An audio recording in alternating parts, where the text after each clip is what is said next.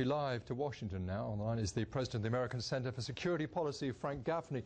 Frank Gaffney, thanks very much for your time. I think it's fair to say your view on these things and the center's view tends to be to the right of center. You have reservations about the rebels and their transitional council, I think.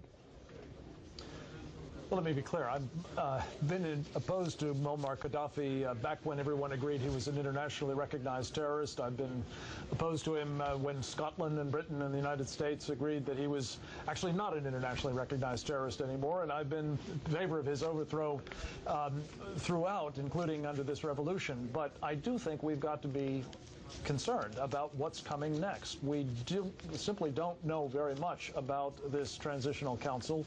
What we do know about it, I think, is that it has some unsavory folks in its wings, and I believe that it is likely, as elsewhere throughout history, that we'll find in this instance that those who prevail tend to be the most organized, the most disciplined, and the most ruthless. And my guess is that that will be some variation on the Islamist spectrum, the Muslim Brotherhood, perhaps, al-Qaeda, perhaps. And that's of grave concern indeed. When you think this is a rather substantial country from which to plot and mount terrorist attacks in the future, it is a country that has something like 2% of the world's oil reserves, a lot of money. All of those are grounds for, I think, real reservations to temper the enthusiasm about what seems to be the end of the Qadaffi regime. Although, to be fair, quite a lot of analysts are suggesting that the al-Qaeda connections are very insubstantial.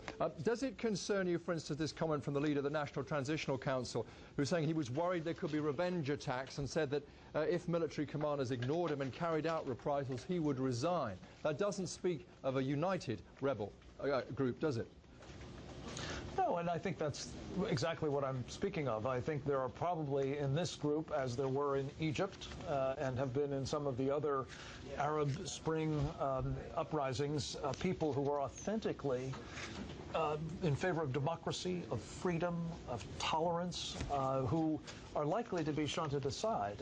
And my concern is that just because we haven't seen al-Qaeda's banner at the forefront does not mean that that's not who is indeed wielding many of the arms or who will come into a vacuum of power.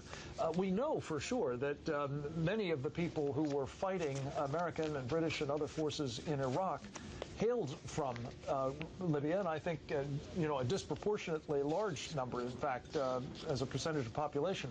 But the question is, what will the role be of such individuals in this environment? And my guess is if they got the guns, if they have military experience, they're likely to assert themselves later, if not sooner, and that could be trouble for all of us.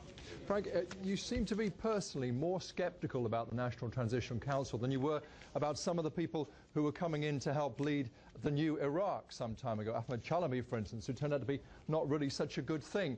That's quite interesting. I mean, what lessons have you learned from all that? What's different now? Well, look, I think Ahmed Chalami is a character who is flawed, to be sure. He is a fellow who has vastly too close ties to Iran, for my tastes at the moment.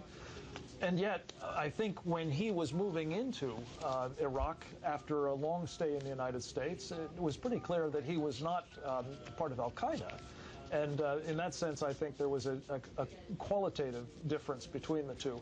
But my difficulty is this. There are people who come to the fore in sort of revolutionary or transitional circumstances, if you will. And whether you think of them as your friends or you think of them as your enemies, I think you've got to be clear-eyed about it. And I sense, as we hear a lot of talk about freedom and democracy, and we all hope for that for the people of Libya, my guess is that they're going to be denied it before too long by the very people who have effected this liberation. Frank Gaffney of the American Center for Security Policy. Frank, thank you very much.